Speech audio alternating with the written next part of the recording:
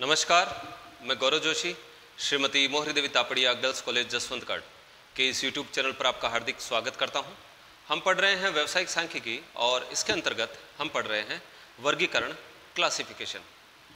पिछली क्लास में हमने बात की थी कि सांख्यिकी अनुसंधान में धीरे धीरे समंक एकत्रित किए जाते हैं और इस प्रकार से एकत्रित समंक अव्यवस्थित होते हैं। उदाहरण के लिए, अगर किसी कक्षा के विद्यार्थियों के किसी विषय में प्राप्तांक एकत्रित किए जाएं तो वो अव्यवस्थित रूप से एकत्रित किए जाएंगे। उदाहरण के लिए मान लीजिए कि किसी विषय के पूर्णांक 100 हैं और 100 में से जो प्राप्तांक हैं वो इस प्रकार हैं। किसी विद्यार्थी के 35 हैं, किसी के 45, किसी के 57, 55, 32, 46। इस प्रकार से अगर मान लीजिए कि 50 विद्यार्थी हैं तो 50 विद्यार्थियों के प्राप्तांक एकत्रित किए जाएंगे।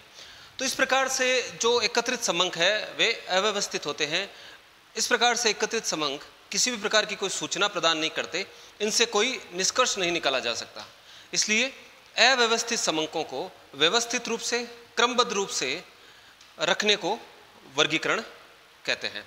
तो जो अव्यवस्थित समंक हैं उनको क्रमबद्ध और व्यवस्थित रूप से रखने के लिए जो है वर्गीकरण काम आता है। तो वर्गीकरण, समंकों का वर्गीकरण किसी न किसी आधार पर किया जाता है। तो पिछली क्लास में हमने वर्गीकरण के आधारों की बात की थी कि समंकों का वर्गीकरण भौगोलिक आधार पर किया जा सकता है। जैसे राजस्थान की जनसंख्या का जिलेवार वर्गीकरण करना हो तो ऐसा वर्गीकरण भौगोलिक वर्गीकरण कहलाता है। वर्गीकरण समयानुसार भी हो सकता है। राजस्थान की जनसंख्या का वर्षों के अनुसार अगर वर्गीकरण करना हो, वर्षों के अनुसार उसको दर्शाना हो तो ऐसा वर्गीकरण समयानुसार वर्गीकरण कहलाता है। वर्गीकरण गुणात्मक भी हो सकता है। ऐसे तथ्य जिनको संख्या में नहीं मापा जा सकता उनके आधार पर किया गया वर्गीकरण गुणात्मक वर्गीकरण कहलाता है। जैसे बुद्धिमानी, साक्षरता, वैवाहिक स्थिति, रोजगार आदि गुणों के आधार पर किया गया वर्गीकरण गुणात्मक वर्गीकरण, क्वालिटेटिव क्लासिफिकेशन कहलाता है। और अंत में हमने बात की थी संख्यात्मक वर्गीकरण की।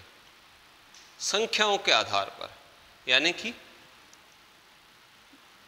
किसी कक्षा के विद्यार्थियों का प्राप्तांकों के आधार पर वर्गीकरण किया जाए, आयु के आधार पर वर्गीकरण किया जाए या किसी संस्था के कर्मचारियों का वेतन के आधार पर वर्गीकरण किया जाए तो ऐसा वर्गीकरण संख्यात्मक वर्गीकरण कहलाता है।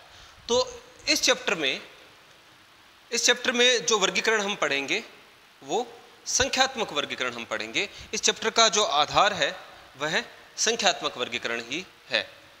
तो संख्यात्मक वर्गीकरण में प्रयुक्त होने वाले कुछ शब्दों की हम बात करेंगे। तो पिछली क्लास में हमने बात की थी कि किसी कक्षा के विद्यार्थियों का अगर प्राप्तांकों के आधार पर वर्गीकरण किया जाए तो ऐसा वर्गीकरण संख्यात्मक वर्गीकरण कहलाता है।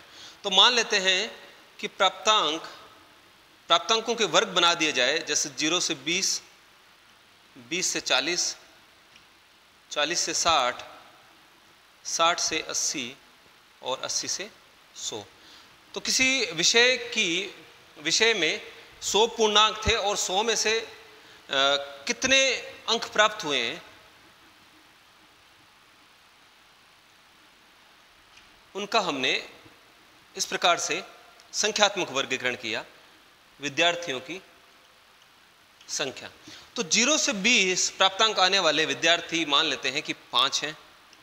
20 से 40 के बीच में अंक प्राप्त करने वाले विद्यार्थियों की संख्या 15 है। 40 से 60 के बीच अंक प्राप्त करने वाले विद्यार्थियों की संख्या 25 है और 60 से 80 अंक प्राप्त करने वाले विद्यार्थियों की संख्या है 12 और 80 से 100 के बीच में अंक प्राप्त करने वाले विद्यार्थियों की संख्या है 3।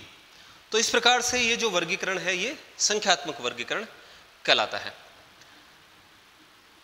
ये जो वर्ग बनाया गया है 0 से 20 के बीच में कितने विद्यार्थी हैं, ये इस वर्ग में जो ये 0 है ये वर्ग की निचली सीमा कहलाती है, और जो 20 है वो वर्ग की ऊपरी सीमा कहलाती है।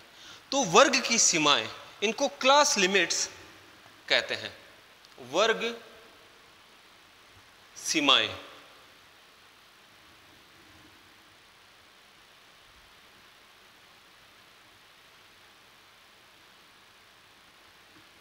Class limits.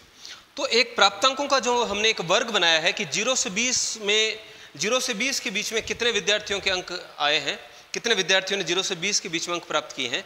तो ये जो एक वर्ग है, इस वर्ग की सीमाएं होती हैं, लिमिट्स होती हैं, और जो पहला जो सीमा है उसको हम निचली सीमा कहते हैं, और जो ये आगे का जो सीमा है उसको हम ऊपरी सीमा कहते हैं। तो 0 यहाँ पर निचली सीमा है और 20 इस वर्ग की ऊपरी सीमा है।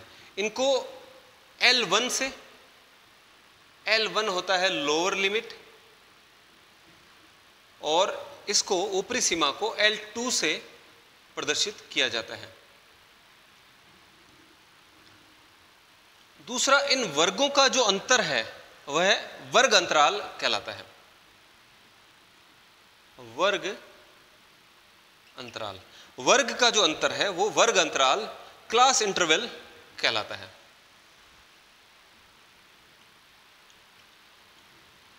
तो ऊपरी सीमा में से निचली सीमा घटाने पर वर्ग अंतराल ज्ञात हो जाता है। L2 minus L1, L2 minus L1। L2 है ऊपरी सीमा और L1 है निचली सीमा।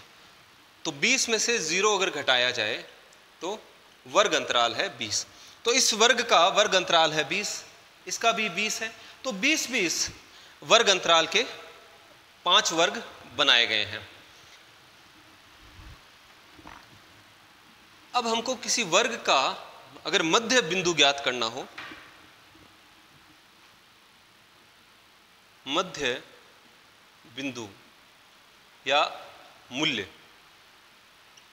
मध्य मूल्य, इसको मिड वैल्यू कहते हैं। तो L1 और L2 इन दोनों का टोटल करके 2 का भाग लगा दिया जाता है, L1 प्लस L2 अपॉन 2। तो वर्गों की जो दोनों सीमाएं हैं, निचली सीमा और ऊपरी सीमा, L1 और L2 इन दोनों का टोटल करके 2 का भाग लगा दिया जाता है, तो मिड वैल्यू मध्य मूल्य ज्ञात हो जाता है। 0 प्लस 20 बट्टा 2 10। तो इस वर्ग का मध्य मूल्य मिड वैल्यू है 10, इसका मध्य मूल्य होगा 30, इस वर्ग का मध्य मूल्य होगा 50। तो इस प्रकार से वर्ग की दोनों सीमाओं का टोटल करके उसमें 2 का भाग लगा देते हैं, तो मध्य मूल्य मिड वैल्यू ज्ञात हो जाता है। एक जो शब्द प्रयुक्त होता है वह होता है वर्ग आवृत्ति, क्लास फ्रीक्वेंसी। वर्ग सीमाएं हमने जानी कि वर्ग की निचली सीमा और ऊपरी सीमा 2 सीमाएं होती हैं। तो जो प्रारंभिक जो बिंदु होता है, जो प्रारंभिक जो सीमा होती है वह निचली सीमा कहलाती है, लोअर लिमिट कहलाती है, और जो अंतिम जो सीमा है, जो दूसरा छोर है, वह ऊपरी सीमा कहलाती है, अपर लिमिट कहलाती है। तो 2 सीमाएं होती है किसी वर्ग की। वर्ग अंतराल, वर्ग का जो अंतराल है, लोअर लिमिट और अपर लिमिट का जो अंतर है वह वर्ग अंतराल कहलाता है।